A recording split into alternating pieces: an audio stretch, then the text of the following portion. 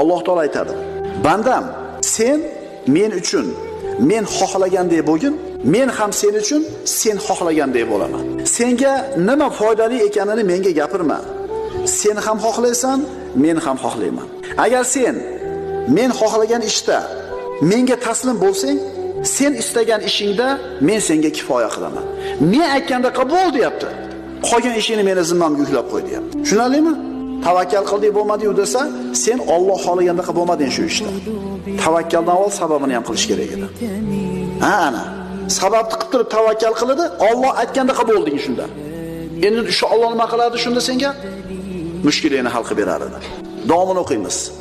Agar men xohlagan ishda menga taslim bo'lmasang, sen xohlayotgan ishda seni mashaqqatga solib qo'yaman. So'ngra faqatgina men istagan narsa bo'ladi. Go'zalligini qarang bu hadis qudusiydi.